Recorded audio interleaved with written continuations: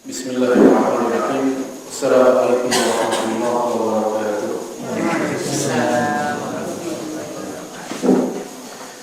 Innal hamdalillah nahmaduhu wa nasta'inuhu wa nastaghfiruh wa na'udzu billahi min shururi anfusina wa sayyiati a'malina.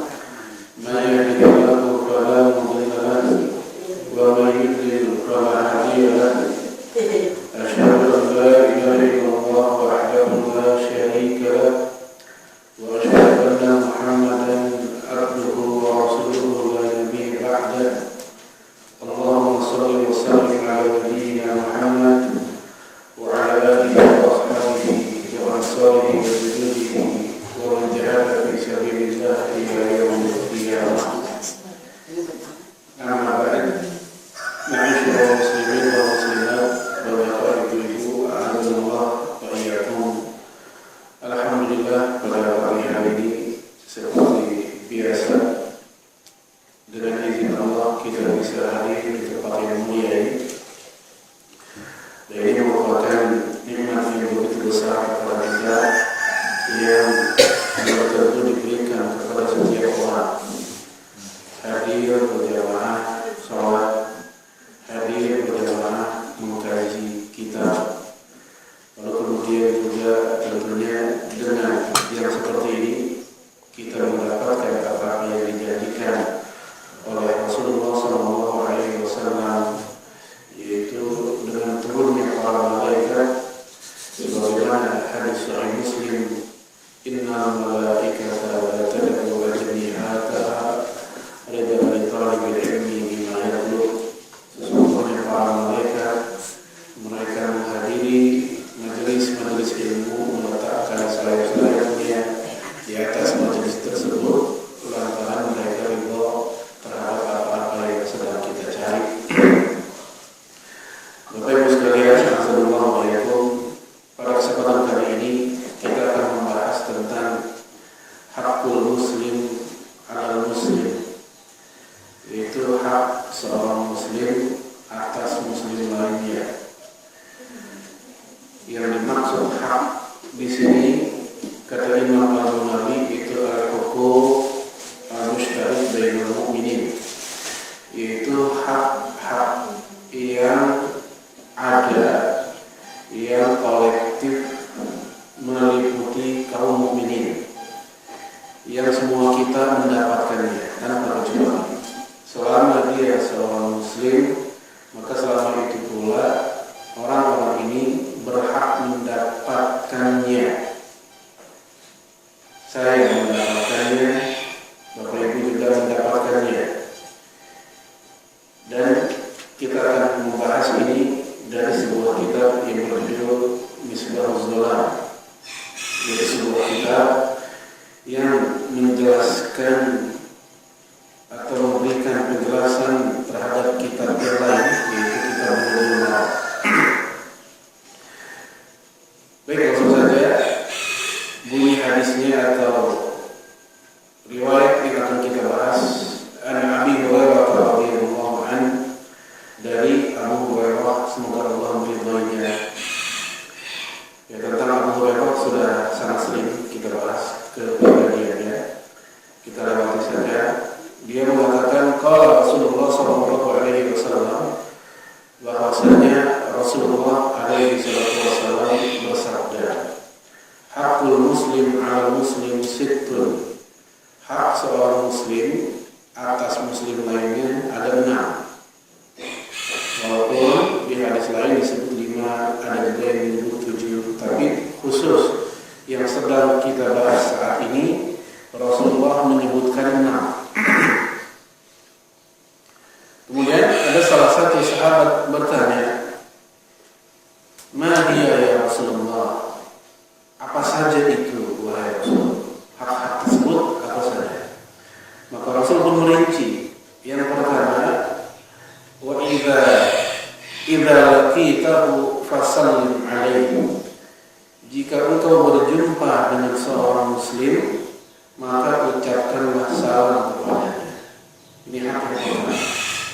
Siapapun orangnya, mau tua mau muda, siapapun orangnya. Bahkan laki-laki dibolehkan salam kepada perempuan ketika rombongan. Sebagaimana Rasul pun pernah melakukannya kepada kumpulan para sahabiyah. Lalu kemudian juga kebalikannya, kaum wanita mengucapkan salam kepada rombongan kaum laki-laki. Yang diperselisihkan para ulama adalah jika satu dengan satu di jalan ketemu laki perempuan sendirian, masing-masing seorang diri. Maka di dalam mazhab Syafi'i seperti yang disampaikan oleh Imam Nawawi, yang seperti ini tidak dianjurkan untuk mengucapkan salam dalam rangka menghindar fitnah di antara mereka berdua. Tapi kalau rombongan tetap sebagaimana hukum mengucapkan salam yang lainnya, dianjurkan mengawali salam kepada saudara kita ketika kita berjumpa. Lalu apakah salam ini berlaku juga untuk seorang pelaku maksiat? Ya, selama dia masih seorang muslim, walaupun dia pelaku maksiat, maka dia berhak mendapatkan doa yang bernama salam. Kecuali ketika dia sedang melakukan maksiatnya. Karena tidak selalu ahli maksiat detik-detik ini diisi dengan maksiat. Ada waktu ketika kita berjumpa dengannya, mungkin di jalan, mungkin di pasar, mungkin di sekolah, mungkin di masjid. Tetapi ada ketika tidak bersama dengan kita, bersama kawan-kawannya, dia sedang bermaksiat. Maka dalam keadaan seperti ini, sebagian ulama mengatakan tidak bersalah kepada mereka. Saya bercontoh seperti menjadi pandangan Imam Ahmad bin Hanbal ketika beliau ditanya seorang pemuda, ketika pemuda ini melewati sekelompok manusia sedang main catur. Padahal kita tahu catur selama tidak pakai duit, ya, selama tidak ada judi di dalamnya, dan selama tidak ada sumpah serapah maki di dalamnya, maka selama itu pula tidak ada kesepakatan tentang halal haramnya. Artinya jelas kemaksiatan catur tidak sama dengan orang sedang ngumpul lagi main judi, atau lagi minum, lagi mabok, atau lagi berzina. Nah, saat itu si pemuda ini melewati sekelompok orang yang lagi main catur. Maka pemuda ini tidak mengucapkan salam. Lalu dia laporkan peristiwa ini ke Imam Ahmad. Apakah aku dibolehkan melewati orang yang sedang main catur dan aku tidak ucapkan salam? Imam Ahmad mengatakan tidak ada masalah. Lalu kemudian jika seandainya itu catur aku obrak-abrik dibalik begitu, kata Imam Ahmad, hasan, bagus, bila Imam Ahmad berkata, di bawah kalau menjalani silakan, tapi resiko tanggung sendiri. Ini salah satu pandangan dari para imam kaum muslimin bahwa ahli maksiat nggak berhak mendapatkan salam. Tapi yang lain mengatakan sama tetap. Nah, bagaimana ketika dia sedang dalam maksiatnya? Nah, ini yang kita bahas tadi, yaitu dia tidak diberikan salam. Nah, sebelum saya lanjutkan kita lanjut dulu hak yang kedua. Wa idza da'aka fa'ajibhu, ketika dia memanggilmu, mengundangmu, fa'ajibhu, maka penuhilah undangannya. Jangan diemin aja. Undangan yang bagaimanakah ini yang mesti kita datang, yang wajib kita datang? Ada dua model kata para ulama. Yang pertama ma'dubah. Ma'dubah itu adalah undangan jamuan makan atau minum di rumah saudara. Saudara kita punya anaknya jebol ke PTN, ke sekolah-sekolah unggulan, dia senang. Orang tuanya senang, anaknya senang. Nah, untuk mengungkapkan rasa syukurnya, akhirnya dia mengundang saudaranya, tetangganya buat makan-makan di rumah. Ba'da maghrib bisa, karena dianggap udah pada pulang kerja. Nah, ini wajib buat kita mendatanginya, selama memang tidak ada penghalang, tidak ada umur syar'i yang membuat kita sulit untuk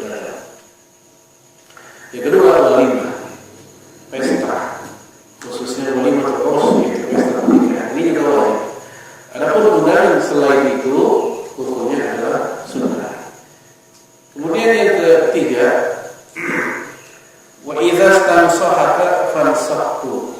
Jika saudaramu meminta nasihat darimu, maka nasihatilah dia. An-nashu idza tuliba wajib. Nasihat jika diminta wajib, bukan sekedar anjuran atau sunnah. Kadang saudara kita minta nasihat kita nggak langsung, ada yang telepon, ada yang SMS misalnya. Dengan bahasa pun juga bukan bahasa minta nasihat, minta masukan, minta usulan. Itu bahasa lain, intinya sama. Itu minta bimbingan dari kita. Maka yang kedua ini tulibat bahwa wajib. Jika dipinta wajib. Baik, itu yang ketiga. Ini pun akan kita di sini. Yang keempat, hak keempat kata Nabi, wa idza atasa fahmidallah fashammithu.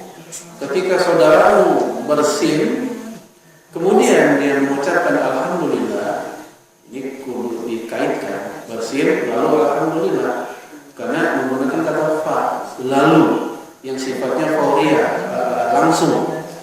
Jadi bukannya dia tasmid doang, bersin doang terus enggak doa, enggak baca alhamdulillah. Ini berlaku untuk yang habis bersin dia mengucapkan alhamdulillah. Ngapain kita fashammithu, yaitu bertasmid untuknya. Tasmid artinya ad-du'a bil barakah wal khair. Doa kepada saudara kita dengan mendoakan keberkahan dan kebaikan. Dan Rasul mengajarkan dalam hadis Bukhari, doanya adalah ya Allah. Insyaallah kita berhasil. Baik, kita lanjut lagi. Yang kelima, wa idza marida fa'udhu. Jika saudaramu sedang sakit, maka jenguklah, besuklah. Ya. Dan yang seperti ini fadilahnya luar biasa, keutamaannya.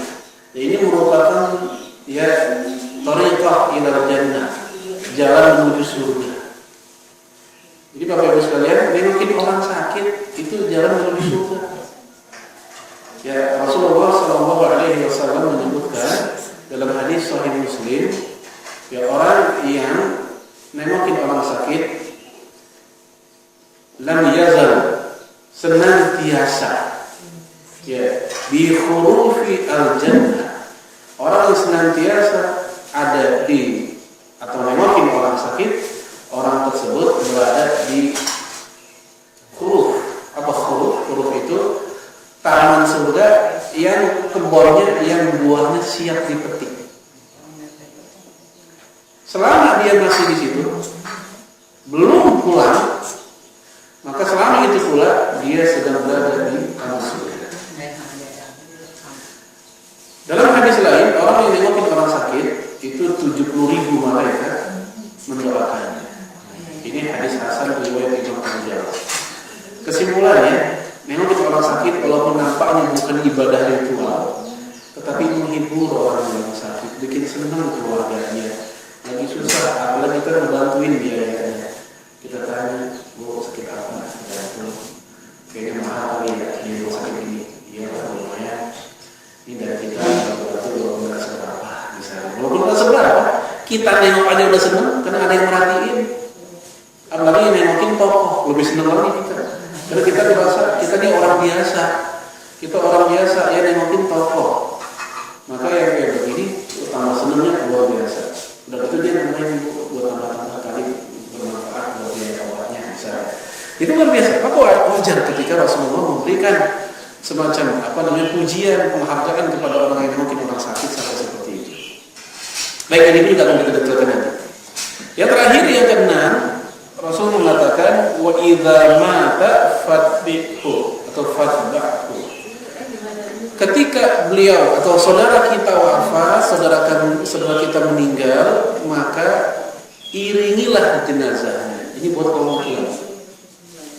Iringilah jenazahnya, maksudnya iringi tentu bukan istilahnya ngintirin orang, bukan, tetapi terjadi jenazah, urus jenazahnya, bantu jenazahnya, ya mulai dari ya pemandian. Walaupun untuk yang berhak mandiin jenazah adalah yang menurut para ulama yang pertama orang yang diwasiatkan. Ya, sebelum saya meninggal saya ngomong istri misalnya, nanti kalau saya meninggal, tolong mandiin. Siapa bang yang mandiin? Ya kamu yang mandiin, misalnya gitu.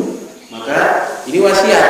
Maka yang berhak pertama kali memandikan orang wafat orang yang diwasiati oleh si mayit. Tapi kalau nggak ada wasiat, maka yang berhak memandikan adalah keluarganya. Ini bukan berarti kasihan tukang mandi mayit nggak ada obekan, bukan begitu. Tapi memang secara urutan fikihnya begitu.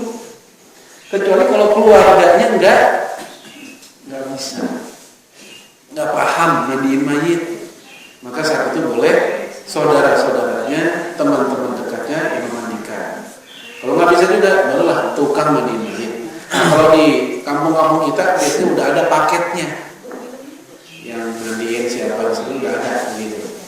Tapi yang jelas seperti itu secara fikih. Lalu kemudian Rasul pun memberikan kabar kepada kita, orang yang menyolatkan jenazah, kemudian dia mengantarkan jenazahnya ke kubur, dia sholatkan, kemudian mengantarkan jenazahnya ke kubur, maka kalau qiraatani, dia akan mendapatkan pahala sebanyak 2 qiraat. 1 qiraat segede gunung Uhud, 2 qiraat dia dapat pahala sebesar 2 gunung Uhud. Adapun kalau dia hanya sempat menyolatkan saja, atau hanya sempat ya ikut nganterin lalu kuburkan, dia hanya mendapatkan 1 qiraat. Baik, ya ini sebagai garansi, itulah 6 hak muslim atas muslim lainnya. Atau juga bisa bermakna 6 kewajiban muslim kepada muslim lainnya, atau 6 hak muslim dari muslim lainnya. Baik, Bapak Ibu sekalian, kita akan merinci satu persatu. Yang pertama, qauluhu idza laqitahu fasallim, yaitu yang berbunyi jika engkau berjumpa dengan seorang muslim maka salamlah. Fasallim ini menggunakan kata suruhan. Nabi pakai kata perintah, fasallim, salamlah. Sehingga Imam Abu Hanifah dan pengikutnya, Imam Malik, riwayat dari golongan Malikiyah ada yang mengatakan wajib hukumnya mengawali salam. Biasanya kita menganggap mengawali salam sunnah, yang wajib adalah menjawabnya, kan gitu. Ternyata ada di antara imam kaum muslimin yang mengatakan menginisiatifkan atau mengawali salam ketika berjumpa dengan orang itu bukan sunnah, tapi wajib. Gara-gara Nabi menggunakan kata kerja perintah, fasallim alaihi, maka salamlah kamu. Tapi emang mayoritas ulama mengatakan sunnah. Bahkan ada yang mengklaim sampai-sampai ijma alias konsensus kesepakatan para ulama mengawali salam adalah sunnah. Tapi yang jelas mereka sepakat mengawali salam itu dianjurkan. Kemudian mengawali salam itu merupakan standar minimal sebuah masyarakat kehidupan Islamnya udah tegak atau belum. Biasanya umumnya orang ucapin salam kan 2 kesempatan. Yang pertama mampir ke rumah orang, ketok-ketok pintu sambil salam, masih bagus dia sambil salam. Ini kadang ketok orang teriak-teriak, ya, manggil nama. Yang kedua, biasanya orang ucapin salam ketika buka acara, MC kah, penceramah kah. Padahal ini hadis menyebutkan bukan lagi masuk rumah orang, bukan lagi buka acara, tapi lagi idza laqita. Laqiyat artinya berjumpa, ketemu. Kita lihat kayaknya tetangga si anu salah. Jangan cuma bu sehat, ini begitu doang. Ya, itu masih penting karena ABG kita, remaja-remaja kita bukan begitu, masih hidup begitu katanya. Oleh karena itu kita ingin tegaskan, paling tidak di keluarga sendiri kita biasakan ucapkan salam ketika berjumpa satu sama lain di antara mereka. Fihi al-amru bi ibtida'is salam wal amru huna lil istihbab. Dalam hadis ini ada perintah mengawali salam, dan perintah dalam hadis ini bermakna sunnah. Waqad naqala Ibnu Abdul Bar wa ghairu ijma'ul muslimin anna ibtida'as salam sunnah wa an raddahu fardun. Telah terjadi kesepakatan kaum muslimin seperti yang ditukil yang diriwayatkan oleh Imam Ibnu Abdul Bar dan yang lainnya bahwa mengawali salam hukumnya sunnah dan menjawabnya adalah fardhu wajib. Fa in kana al-musallim jama'atun fa huwa sunnatun kifayah fi haqqihim. Kalau seandainya yang ngucapin salam itu rombongan rame-rame, maka yang ngucapin salam satu aja udah cukup. Rame-rame saya berlima ketemu sama rombongan juga misalnya, atau satu orang, maka satu orang yang salam sudah cukup. Lalu kemudian wa idza sallama ba'dhum hasalat sunnatus salam fi haqqi jami'ihim. Kalau seandainya yang salam ya sebagian itu sudah cukup, tapi kalau semua lebih afdal. Kalau semua. Wa in kana al-musallam alaihi wahidan ta'ayyana alaihi rad. Kalau seandainya yang menerima salam, yang disalamin seorang diri wahidan, maka ta'ayyana alaihi rad, ta'ayyana fardhu. Jadi bukan hanya sekedar iya. Ya, karena ada kasus orang-orang yang mungkin dia merasa tokoh, dia merasa ulama, merasa apa, disalamin sama orang, kok gitu. Jawabannya nggak ada. Waalaikumsalam. Yuk, ayo doa jawabannya. Padahal dia dengar kita salam. Maaf juga, yang parah juga adalah ketika ada orang ketemu ustaz, ketemu tokoh, dia ucapin salam, ketemu orang biasa melengos. Boro-boro salam, natap aja nggak mau. Hanya karena kalau bahasa kasar lu bukan siapa-siapa begitu. Jadi enggak demikian. Tetap salam ini berlaku untuk siapapun. Wa yakana jama'atun kana fardhu kifayah fi haqqihim. Kalau seandainya yang disalamin rombongan, maka satu aja yang jawab udah mencukupi yang lain. Ya, wa idza radda wahid minhum saqatal haram anil baqin. Sudah gugur kewajibannya buat yang lain. Kalau seandainya sudah satu yang jawab, maka mohon maaf Bapak Ibu sekalian, karena ada tuh sebagian ustaz, sebagian mubalik kalau lagi ceramah ucapin salam sampai diulangin 3 kali. Yang kayak gitu menurut tata krama mengucapin salam enggak begitu. Habis salam apa lagi? Kurang rame nih. Mantap. Ulangin lagi yang kedua kali. Udah rame. Apa dia bilang? Allah itu ganjil, suka yang ganjil. Biar ganjil, ulangin lagi sampai 3 kali. Dari sini ya israf, melampaui batas, berlebihan.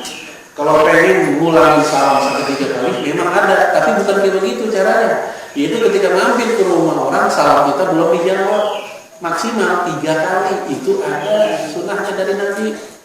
Kita ucapin salam belum dijawab, tunggu sebentar, barangkali kita di belakang. Ya, kita salam lagi, belum dijawab lagi, tunggu lagi. Apalagi masalahnya penting yang mau kita omongin.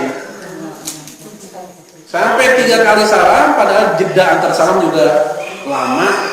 Dia nggak jawab juga. Mungkin emang dia nggak dengar atau lagi istirahat. Udah, kita pergi. Nanti kita ya. Jangan juga kita mancing-mancing gitu. Tadi ada duit nih, baru orang. Tadi salah. Jadi sekali lagi, yang kayak begitu ada di uangnya 3 kali. Itu ketika ke rumah orang. Itu sudah 3 kali nggak ada jawaban. Ya udah, kita pergi. Jangan dipaksakan. Mungkin kita balik lagi setelah setengah jam kemudian. Nah ini sekali lagi sudah cukup. Dalam hadis Imam Abu Dawud, Al-Baihaqi dan yang lainnya, Ali bin Abi Thalib juga mengatakan demikian. Bahwasanya sudah cukup, sudah sah, sudah nggak usah ditambah-tambah lagi. Ketika satu rombongan mengucapkan salam, padahal mereka bersama yang lainnya. Dan sudah cukup juga bagi orang yang sedang duduk yang mendengarkan salam, dia menjawab satu orang untuk mewakili yang lainnya. Kalau jawab semua lebih bagus, lebih utama. Lalu kemudian dibolehkankah mengucapkan salam, mengawali salam buat non-muslim? Ya, khususnya ketika kita berjumpa dengan mereka bukan sedang bersama dengan umat Islam. Kalau lagi bareng-bareng bersama umat Islam seperti acara warga, Misal seorang ketua RT ngumpulin warga, ada rapat penting. Nah, warga beragam agamanya, ada muslim dan non muslim. Walaupun mayoritas muslim, ya, apakah dibenarkan kita mengucapkan salam di mana ada campuran dengan non muslimnya? Ya, boleh. Ya, jaiz bi ibtida'is salam bi niyatil lil muslim. Dibolehkan, ya boleh-boleh saja seseorang mengucapkan salam dengan niat kepada si muslim. Apa dalilnya? Rasul yang melakukan. Ya, dalam hadis Bukhari, Rasul datang ke sebuah perkumpulan di Madinah. Di Madinah saat itu lagi rame-rame berkumpul, ada orang Islam, ada para sahabat, ada kaum munafikun yang ditokohi oleh Abdullah bin Ubay bin Salul di situ juga. Ada juga ya penduduk non muslim dari Madinah. Rasul nyampe dengan kendaraannya. Ya, kemudian debu-debu pasir karena dimurunkan itu berterbangan gara-gara kendaraan Nabi. Lalu Abdullah bin Ubay bin Salul nggak suka dengan debu-debu tersebut, maka dia agak sedikit senewan dengan yang Rasul lakukan. Begitu nyampe, Rasul mengucapkan salam kepada mereka. Jadi nggak apa-apa mengucapkan salam kepada mereka ketika rame-rame. Nah, yang jadi masalah ketika mereka saja, tidak ada orang Islam di dalamnya, baik mereka satu atau rombongan. Jumhur ulama mengatakan tidak boleh mengawali salam untuk mereka. Salam apa? Tahiyatul Islam atau salamul Islam, salam kaum muslimin. Assalamualaikum, tidak boleh. Nabi yang melarang dalam hadis Sahih Bukhari dan Muslim, kata Nabi, ya la tabda'u bis al-yahuda wan nasara bis salam. Jangan kalian memulai mengucapkan salam untuk Yahudi dan Nasrani. Tegas hadis ini. Ada larangannya. Nah, dari hadis ini mayoritas ulama melarang mengucapkan salam untuk mereka. Tapi bagaimana kalau bukan salam, sekedar sapa saja? Ya, kita seorang karyawan ya kerja di perusahaan asing, bos-bosnya non muslim, orang bule, ketemu di jalan, ketemu di lorong, atau ketemu di mana lah, di kantor misalnya. Ya, kita sekedar say hello saja. Ini nggak apa-apa, karena ini bukan salam. Ya lagi sekedar Pak mau mana, misal gitu. Ya kayak begini nggak ada masalah, tegur saja. Jadi yang dilarang oleh Rasul dalam hadis tadi adalah itu tahiyatul Islam, yaitu sambutan, sapaan cara Islam, itu ucapan assalamualaikum. Itu yang tidak boleh. Namun kalau bicara pendapat ulama, memang ada aja ulama yang bolehin. Ada ulama, tapi kita bicara yang lebih kuat dalilnya adalah bahwa memang itu dilarang. Bagi saya adalah hal yang unik ketika ada orang yang mengucapkan salam atau sapa kepada non muslim, tapi pelit banget nyapa dan salam kepada orang Islam sendiri. Nah, ini yang terbalik, ukhuwahnya terbalik. Ya, baik, ini mengucapkan salam kepada non muslim. Kesimpulannya adalah ya terlarang. Ya, ini pendapat yang kuat dari para ulama. Inilah yang dipegang juga oleh mazhab Syafi'i, ya tentang larangan mengucapkan salam kepada non muslim. Sekarang dibalik, kita yang menjawab salam. Mereka yang salam, kita yang menjawab salam. Maka yang seperti ini boleh. Kita yang menjawab salam boleh. Yaitu hadis Bukhari dan Muslim juga, ketika serombongan orang-orang Yahudi datang ke rumah Rasul. Ya, faqalu assalamu alaikum. Maka orang Yahudi ini rame-rame ya ke rumah Nabi ngucapin salam, dan salamnya huruf lamnya dihilangin, bukan assalamualaikum tapi assalamualaikum yang artinya adalah kebinasaan untukmu. Jadi bukan keselamatan untukmu tapi kebinasaan untukmu. Itu salam orang Yahudi ke Rasul. Rasul gak marah, Rasul hanya jawab aja. Apa jawabannya? Waalaikum. Itu jawabannya. Waalaikum saja. Sehingga kata Imam Nawawi, jawaban seorang muslim ketika disalamin oleh non muslim, waalaikum faqat, kata beliau, hanya waalaikum, jangan minta. Sebagaimana doa atau jawaban dari Nabi. Boleh juga wa-nya nggak dipakai alaikum faqat. Aisyah dengar itu. Dia dengar ada Yahudi ngucapin salam, bunyinya jelek banget, kecelakaan atasnya. Maka Aisyah pun membalas dengan balasan yang lebih keras. Apa jawaban Aisyah? Wassalamualaikum walaknah. Itu jawaban dari Aisyah. Ya, kecelakaan untukmu dan laknat juga. Itu kata Aisyah. Nabi dengar. Kata Nabi, mahlan ya Aisyah. Mahlan artinya nggak boleh itu. Tanda mahlan. Mahlan ya Aisyah. Ya, nuhina ya bil fahish wal bari. Kita dilarang ngucapin kata-kata yang keji, yang kotor itu nggak boleh, kata Rasul kepada Aisyah. Aisyah bilang ke Nabi, ya apakah engkau nggak mendengar? Ya afala tasma biqaulihim. Ya Rasul, apakah engkau nggak dengar tuh salamnya tadi kayaknya kasar banget? Apa jawaban Nabi ke Aisyah? Lah emang kamu juga nggak dengar jawaban saya? Nabi udah jawab, waalaikum, kamu juga artinya. Artinya ketika mereka ngucapin jelek ke Nabi, celaka untukmu, Nabi jawab, alaikum, kamu juga. Dan kata Nabi, doa mereka kepadaku Allah tolak, tapi doaku kepada mereka Allah terima. Sudah cukup, waalaikum. Nah sehingga ketika ada non-muslim mengucapkan salam kepada kita, waalaikum. Baik yang buruk atau baik, salamnya waalaikum saja. Sebagian ahli fikih ada yang membolehkan sampai salam waalaikumsalam tanpa warahmatullah. Karena rahmatullah hanya berlaku khusus buat orang-orang beriman. Tapi sekali lagi, jika bicara dalil, yang paling kuat adalah hanya sampai waalaikum saja. Gitu. Baik, ini tentang masalah salam seperti itu, tata caranya. Ya. Lalu kemudian sejarah adanya salam itu dalam rangka mengganti kebiasaan orang Arab jahiliyah zaman dulu yang kalau ketemu saudaranya bisa di pagi hari ya wa sabah, selamat pagi. Kalau di kita sabahul khair, sabahul nur, itu selamat pagi. Jadi kan ada tuh jin sekarang nih di jaringan Islam Nusantara yang bagi mereka kebiasaan Islam yang dipakai oleh kaum muslimin dianggap kebiasaan Arab kata. Assalamualaikum gantilah jadi sampurasun. Misalnya selamat siang, selamat pagi. Padahal ada yang assalamualaikum dulu buat mengganti itu. Apakah Nabi nggak pernah pakai selamat pagi? Pernah ketika belum disyariatkan salam. Ketika Rasul mengumpulkan kaum Quraisy di bukit, Nabi pun mengumpulkan dengan mengucapkan wa sabah, selamat pagi. Itu jawaban ucapan Nabi. Dan Nabi pun ngomong ke mereka, kalau seandainya di balik bukit ini aku beritahu ke kalian ada musuh kita menyerang kalian, percaya nggak? Mereka menjawab percaya. Karena Rasul alami percaya.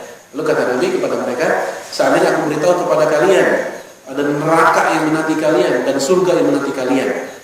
Ya, kalau seandainya kalian bersyahadat atau tidak bersyahadat, neraka bersyahadat kalian apa namanya surga. Ada yang nggak suka, yaitu Abu Lahab. Abu Lahab berdiri marah-marah ke Rasul. Wahai Muhammad, untuk ini kita dikumpulin. Dikira untuk apa? Maka turunlah ayat yang berbunyi tabbat yada abi lahabin wa tab. Nah, kisah turunnya surat Al-Masad atau tabbat yada ini atau Al-Lahab itu kisah ini, kasus ini. Asbabun nuzul turunnya surat Al-Lahab itu kisah ini. Jadi sekali lagi dulu udah ada selamat pagi, selamat siang, tapi oleh Rasulullah diganti.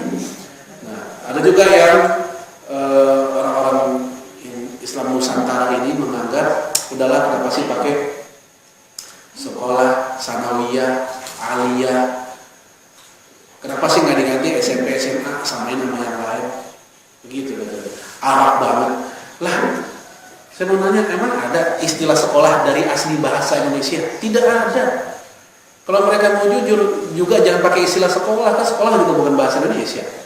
School bahasa Inggris, kelas, class bahasa Inggris, kampus bahasa Inggris, universitas bahasa mana bu? Bahasa Inggris, university kan itu. Ya, kuliah, college bahasa Inggris juga. Bahasa kita nggak ada. Ada padepokan, perguruan silat, sekolah.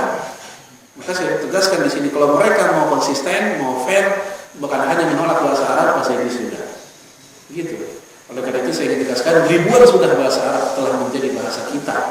Rakyat, umat, wafat, mati itu bahasa Arab. Diganti jadi meninggal, sholat diganti sembahyang. Ini sembahyang itu bahasa, mohon maaf, Hindu, sembah kepada Hyang Widi, yang gitu. Jadi kita ganti dengan sholat. Mau diganti lagi dengan sembahyang. Baik, ini yang pertama, itu salam. Kita masuk yang kedua. Wa idza da'aka fa'ajibhu, jika dia mengundangmu maka penuhilah undangannya. Ya istafidu minhu anna ijabatad du'a'i min haqqil muslim 'ala muslim. Faedah dari kalimat ini adalah bahwasanya mendatangi undangan saudara kita bagian dari pemenuhan hak mereka. Wal amru bil ijabati huna lil istihbab, dan perintah memenuhi undangan dalam hadis ini pada dasarnya adalah sunnah pada dasarnya. Wa qad takunu wajibah kama fi ijabatil walimah, tetapi kesunahan ini berubah menjadi wajib kalau undangannya adalah undangan pernikahan. Wajib. Si Nano ngawinin anaknya mana? Anak nomor 2. Dia diundang enggak? Enggak. Nah kalau enggak diundang gimana? Ya jangan diajak. Ya. Karena Rasul melarang kita mengajak orang yang tak diundang. Termasuk juga dalam jamuan makan, karena khawatir kita mengundang orang yang dibenci oleh si tuan rumah. Perasaan dia nggak saya undang, kok ada siapa yang undang di bawah kita. Jadi kita sendiri. Nah saya sendiri kalau lagi ada kondangan begitu, saya lihat di kartu undangannya nama saya doang, nggak ada dan keluarga, nggak ada dan istri. Walaupun saya tahu biasanya kalau disebut kepala rumah tangga, biasanya mah buntutnya ngikut. Biasanya, apalagi orang kita punya kebiasaan kalau makanan, kalau lagi pernikahan itu takarannya sampai 4 kali lipat undangan, jaga-jaga kalau tamu bawa anak, bawa keluarga, kan gitu kan biasanya. Nah, tapi karena di undangannya hanya satu orang diundang, ya kepala rumah tangga, suaminya aja. Saya pun bilang ke istri, nggak ngajar. Kok begitu? Saya bilang ini undangannya yang diundang suaminya doang. Buat apa? Jaga-jaga. Karena Rasul bilang jangan bawa orang yang nggak diundang. Dibuat hati-hati. Tapi masyarakat kita memandang bahwa bawa aja nggak apa-apa, karena itu maksudnya juga buat semua gitu. Nah ini wajib. Tadi saya sudah bilang di awal ada 2 yang diwajibkan, walimah dan mardubah, yaitu makan-makan. Lalu kemudian waqad qala al-fuqaha inna ijabatal walimah wajibatun fil yaumil awwal duna tsani wa tsalits. Pernikahan itu, acara pesta pernikahan yang wajib kita datangi hanyalah di hari pertamanya. Nah, ini konteksnya budaya Arab nih. Karena budaya Arab itu kalau pernikahan itu nggak sehari, pestanya. Laki perempuan dibedain harinya. Hari ini tamu laki, besok tamu perempuan, gitu. Kalau di kita rame-rame. Nah, ada yang mencoba memisahkan, yang dipisahin bukan pisahan hari, pisahin tempat. Ada yang pakai hijab, ada juga yang pakai pohon-pohon. Tapi ini masih mending lah daripada enggak sama sekali, karena pada masa itu pernikahan itu bukan hanya dipisah orangnya, tapi dipisah harinya. Maka sampai berhari-hari disebutkan dalam kitab ini, sampai 3 hari besar di hari yang ketiga. Nah, yang wajibnya yaitu di 1 harinya. Terserah kita hari pertama nggak bisa, di hari keduanya misalnya. Baik, untuk selanjutnya udah nggak wajib tapi sunnah. Illa idza kana hunaka dararun syar'iyyun fala tajib ijabatahu. Kecuali di dalam pesta pernikahan itu ada maksiatnya, maka nggak wajib datang. Ya, kita mau datang pernikahan si Anu, sejak awal akad nikah sampai selesai pernikahan udah konser dangdut aja. Dan penyanyinya bukan laki, penyanyinya perempuan dengan pakaian yang seronok. Wah, kita mau datang juga gimana ya? Misalnya gitu, kedengeran dah tuh lagu-lagunya yang mengajak pada kemaksiatan dan seterusnya, pakaian kayak begitu. Ini ada maksiat di sana. Maka gimana dong ngakalinnya? Di satu sisi kita juga nggak mau dengerin, sisi lain secara sosial saudara kita juga kita penuhi haknya. Ya udah dikira-kira aja sampai kelarnya itu dangdutannya misalnya, kemudian kita datang. Karena begini, apalagi saya tinggal kalau di Beji kan udah padat, udah modern lah. Saya tinggal kan di Solo, Tapos, yang masih kampung, Sono Ali di Nanggung, yang Depok itu bukan Depok Betawi, Depok Sunda udah tuh. Ini bahasa Sunda tuh suruh banyak, bukan bahasa Sunda kena pendatang. Bisa kan kalau Depok Betawi, itu Depok Sunda di sana. Itu yang namanya pernikahan nggak pakai dangdut, kurang afdol di situ mah. Nah kalau seandainya saya kekeh dengan cara kayak tadi, kapan kondangannya? Nggak pernah kondangan di sana. Maka saya bilang tadi, kita juga jangan terlalu galak. Kita harus pandai mensiasati. Oh, ketika udah nggak kedengaran suaranya, udah selesai kali ini, kita datang saat ini. Jadi tetap hak sosialnya kita berikan. Ya, lalu kemudian juga, ya, yang namanya uzur syar'i, kita nggak datang walimah, bukan hanya adanya maksiat. Yang kedua, kitanya lagi sakit, boleh nggak datang? Lagi sakit, ya aku boleh buat. Yang kedua, jaraknya terlalu jauh, nggak mampu kita. Kadang sehari kondangan, karena lagi musim-musiman orang kawin kan, sehari bisa 4 tempat, kan begitu. Ya, belum lama saya diundang di 4 tempat, satunya di Bogor, kan yang juga kita. Ya, Jakarta 1, Depok 2, Bogor 1, muter-muter hanya bisa kekejar 3 tempat. Kejauhan, nggak sanggup gitu. Ini unsur syar'i. Kondangan di Papua.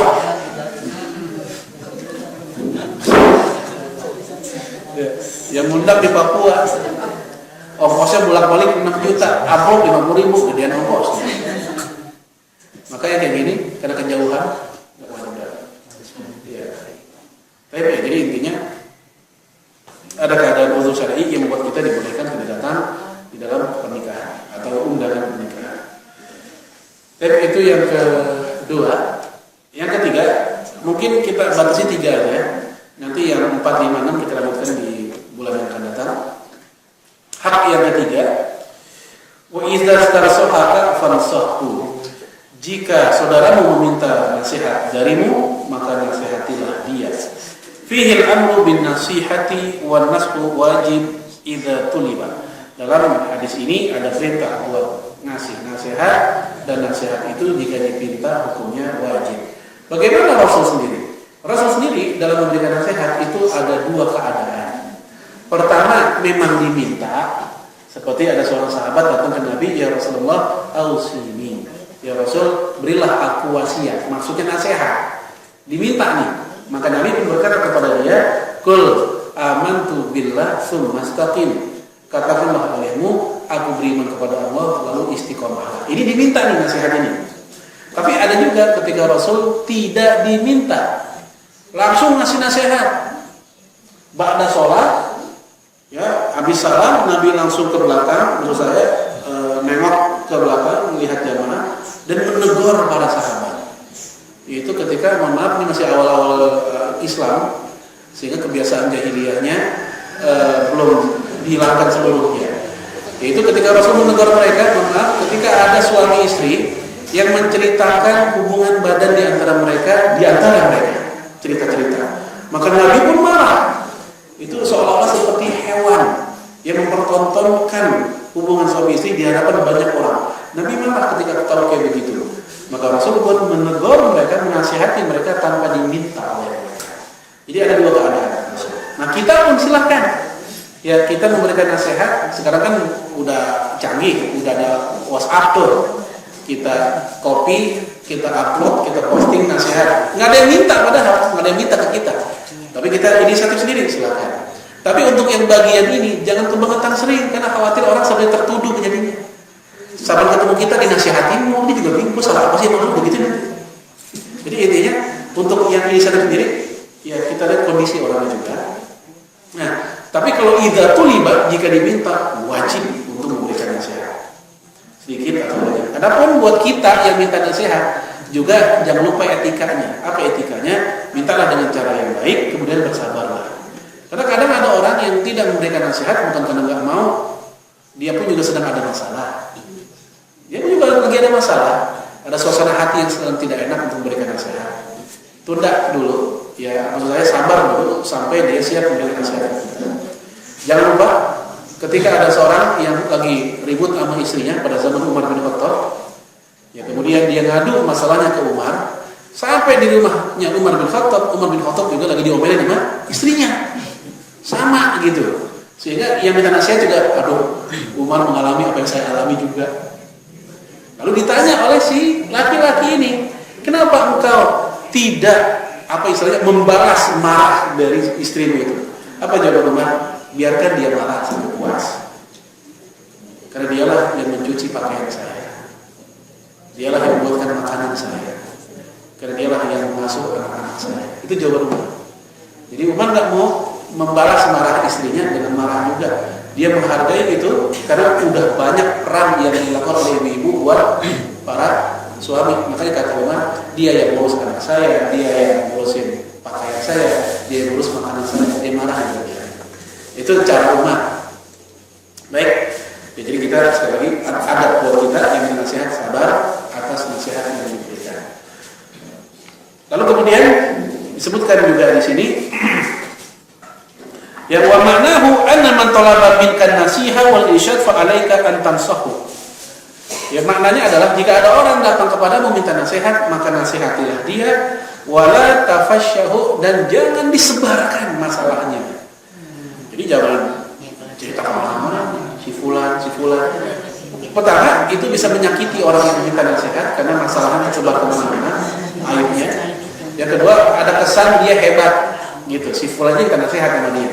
Itu kesan ini dihilangkan. Maka wala tafasyahu, jangan menyebarkan masalah itu kepada orang lain.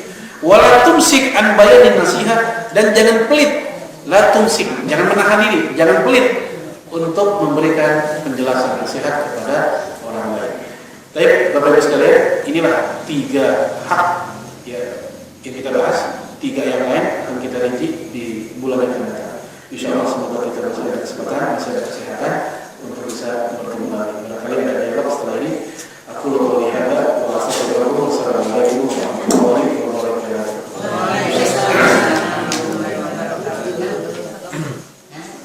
Ibu Bapak yang sudah bertanya silakan.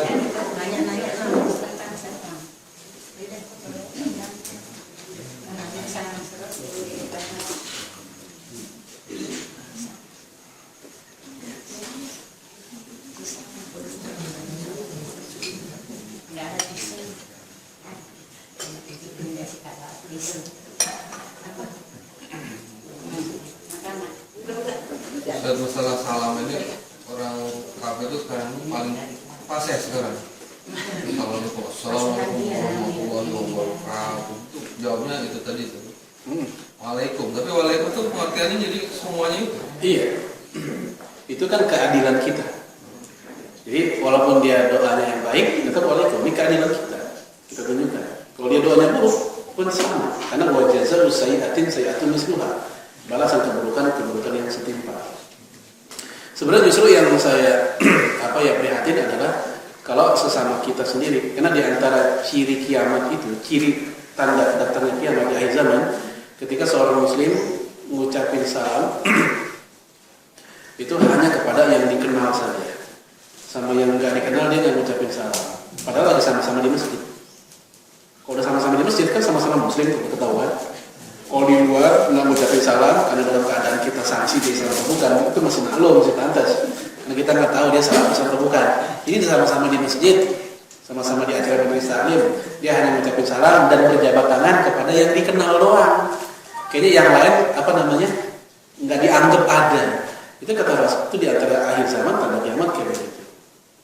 Kemudian masalah apa lagi? Itu masalah tata cara pengucapan. Banyak orang kita itu kalau ngucapin salam makhrajnya panjang pendeknya kagak bener. Masuk ke rumah orang atau masuk ke rumah sendiri, ada anak kita, ada istri kita, assalamualaikumnya panjang banget. Assalamualaikum, mana ada assalamualaikum kayak gitu. Kumma nggak pakai matobi. Jadi cepet assalamualaikum. Kum tuh cepet dipendekin, bukan assalamualaikum. Sama kayak orang azan kadang Allahu Akbar panjang, Allahu Akbar, kagak ada. As-salatu khairum minan naum. Ada sampai pada pulas mau tidur. Enggak bangun. Jadi intinya itu enggak panjang. Assalamualaikum. Nah, kemudian kadang kita pun yang jawab itu enggak pakai wa. Waalaikumsalam. Sunnahnya pakai wa. Ya, di dalam kitab Riyadhus Shalihin Imam Nawawi disebutkan bahwa menjawab salam dianjurkan itu waw atofnya dipakai, waalaikumsalam itu dipakai wa'nya, bukan hanya waalaikumsalam saja. Untuk yang alaikum saja nggak pakai wa itu kepada non muslim. Kepada non muslim ada dua model, waalaikum saja atau alaikum gitu. Nah, untuk yang kepada sesama muslim wa-nya dipakai. Boleh kok jawab salam dengan tambahan wa maghfiratuh. Dalam hadis Zaid bin Arqam, dalam hadis Bukhari dari kitab Adabul Mufrad oleh Zaid bin Arqam, Nabi datang mengucapkan salam kepada sahabat. Sahabat menjawab, waalaikumsalam warahmatullahi wabarakatuh wa maghfiratuh. Ada tambahan wa maghfiratuh yang artinya dan ampunannya. Buat kita yang jawab boleh. Ini hadis sahih. Tapi untuk yang mengawali salam, maka tambahannya tidak ada, paling tinggi, paling ujung hanya sampai wa barakatuh. Ibnu Abbas mengatakan wa barakatuh muntahas salam. Apa muntahas salam? Ujungnya salam. Muntahah itu ujung. Sidratul muntaha, langit yang paling ujung. Ya, paling tinggi. Maka muntahas salam, salam yang paling ujung. Ya, dia pernah marah, Ibnu Abbas, Ibnu Umar pernah marah kepada ya sebagian orang yang mengucapkan salam, assalamualaikum warahmatullahi wabarakatuh wa maghfiratuh wa ridwanuh, panjang banget. Maka cukup sampai wa barakatuh, itu muntahas salam. Dan untuk yang jawab tuh baru dibolehin kalau yang jawab sampai wa maghfiratuh, itu hadis sahih Bukhari. Untuk yang tadi tidak ada yang sahih, sekalipun ada malah dalam keadaan enggak diterima. Maksud saya marah para sahabat Nabi kepada orang yang mengawali salam melebihi wa barakatuh. Kalau sampai assalamualaikum saja 10 pahala kata Nabi. Ya, sampai warahmatullah 20, sampai wabarakatuh 30. Tapi ya ada yang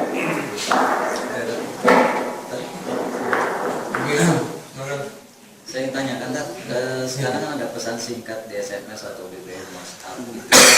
Kan cara pengesalan ASS terus WLF itu hukumnya gimana?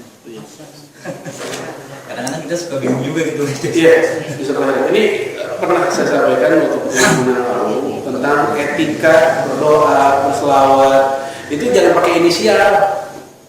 Ya, assalamualaikum ASLKM, ASS. Ya, saya masih dapat SMS dari teman-teman saya di Kalimantan. Itu mereka selalu salamnya itu bukan begitu. ASS1 titik com, as.com, begitu jadinya. Iya. Kemudian saya sempat ngomel juga ke mereka, saya bilang nggak begini ucapin salamnya, tapi hendaknya ditulis assalamualaikum. Memang kadang kita malas ngetik, tapi kalau pengen dapat pahala ya maksud usaha, gitu. Dan ASS saja. Dan kalau mohon maaf, yang menerima orang bule, dia tahu tuh artinya jelek, gitu. Jadi jangan disingkat. Termasuk juga selawat, ya bukan sekedar SAW. Ya, tapi diurai sallallahu alaihi wasallam. Ini dimakruhkan oleh Imam Ibnu Hajar dalam kitab Al-Hawi lil Fatawi tentang makruhnya berselawat atau doa dengan disingkat-singkat pakai inisial. Ya, kalau di kitab-kitab bahasa Arab tuh solu'am, sod, lam, ain, mim, solu'am. Kalau di kitab bahasa Indonesia SAW. Ya, so, gergaji. Ya, jadi intinya tetap dianjurkan, bahkan dimakruhkan kalau tidak diurai. Jadi diurai assalamualaikum atau sallallahu alaihi wasallam.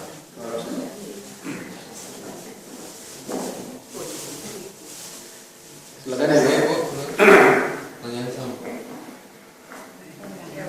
Itu kan tadi harus itu ketika dinasehati kita berarti setelah ditunggu ya begitu saja. Itu kan kalau di dalam surat Al-Asr itu kan saling menasehati, maka itu tidak posisinya tidak di bawah gitu ketika diminta, apakah tidak harusnya ada inisiatif untuk menasehati kalau gitu. Iya. Iya. Baik, jadi ada istilah ini bahasa juga kaidah fikih ini saya bahas atau kaidah khusus ini hamlul mutlaq ilal muqayyad, yang masih umum dipahami menurut yang lebih khusus. Secara umum bahwa di antara cara kita keluar dari zona kerugian dunia adalah dengan tawassul bil haq wa tawassul bis sabr. Yaitu saling. Tawassul itu saling. Artinya bukan hanya satu orang saja yang ngasih nasihat, tapi kadang kita ngasih, kadang kita yang dikasih. Kadang kita memberi nasihat, kadang kita memberi nasihat. Dikasih nasihat. Orang lain juga begitu. Kadang dia yang ngasih nasihat dari kita, kadang dia memberi nasihat dari kita. Ini secara global. Tapi ini hadis menceritakan kalau dipinta, dalam konteks gitu, kalau lagi dipinta, maka kasih. Ya, kalau ini kan dalam keadaan tidak ada yang meminta, memang inisiatif saja. Ya, kadang dia duluan yang berinisiatif, kadang yang satu yang berinisiatif. Ya kayak begini hukumnya sunnah. Ya, dan ini merupakan cara kita untuk keluar dari zona kerugian hidup di dunia, menghidupkan suasana munasohah, saling menasihati. Tapi kalau konteksnya adalah jika diminta, ini lebih spesifik, maka hukumnya wajib, bukan sekedar anjuran saja. Dan enggak ada yang bertentangan di antara keduanya karena beda keadaan. Ya satu keadaannya dalam keadaan tidak diminta memang, sehingga budaya saling menasihati jangan sampai hilang. Dan Nabi juga bilang ad-dinu nasihat, agama adalah nasihat. Berarti dalam keadaan tidak diminta pun menghidupkan suasana nasihat jangan sampai hilang. Namun tetap yang seperti itu tidaklah akhirnya membuat orang seperti seorang tertuduh. Ya, sahabat ketemu kita, gua nasihatin lu ya. Begitu mulu bawaannya.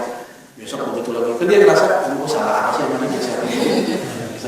Jadi intinya jangan sampai ada perasaan yang tidak dari saudara kita. Tetap itu bagian dari sunnah. Namun kita melihat kondisi orang yang juga sesekali lah kita yang juga dinasihati. Terima kasih.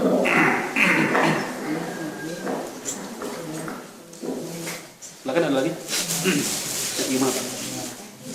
Ini Ustaz, tadi kita bicarakan tentang salam. Sekarang bersalaman. Berjabat tangan. Ada orang yang sudah dalam satu majelis, ya kalau datang habis salam salaman. Salaman. Ada orang yang salamannya itu kadang-kadang menyakitkan hati gitu. Kita kalau salaman rasanya kalau enak itu kan menatap kayaknya apa ada yang mencapai untuk dia ya terserah. Ada orang yang salaman begini, cuman salaman tapi matanya mukanya kemana-mana.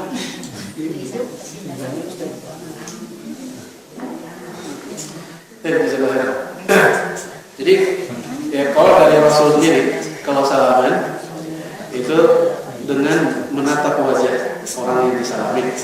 Bahkan ketika Rasul dipanggil oleh orang pun, Rasul bukan hanya muka yang nengok, badan pun muter ya, untuk menghormati orang yang sedang butuh kepadanya. Ya, cuman kalau kita salaman saja, tapi muka ke orang satu lagi, karena banyak orang begitu, maka dia kehilangan satu sunnah. Dia hanya mendapatkan sunnah musafah, salaman saja, tapi sunnah menatapnya tidak.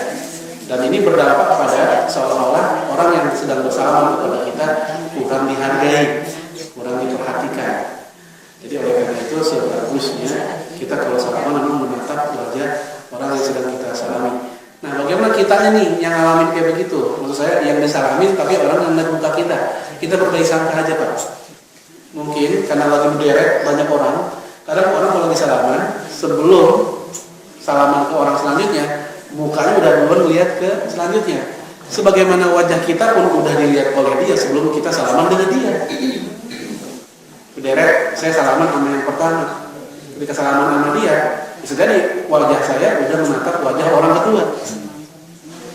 Ketika saya salam kepada orang yang kedua, dia pun juga nggak boleh tersinggung ketika wajah saya sudah melihat orang yang ketiga, karena dia sudah saya tatap sebelumnya kan. Jadi kadang ada kasus kayak gitu, karena emang lagi berderet banyak orang. Tapi kalau yang nyakitin kalau satu sama satu sendirian berdua salam kita, tapi nggak mau melihat. Kalau salam enggak, nah ini nyakitin jelas. Atau cuma berdua doang, yang satu doang yang kita ajak ngobrol, walaupun salam tadi ke dia juga. Nah ini juga ada hadis khusus tentang larangan kita ya seperti itu kepada saudara. Baik, ini saya bacakan hadisnya. Ya, kata Nabi, "Idza kuntum salasatan fala yatanaja ithnani dunal akhar." Jika kalian sedang bertiga,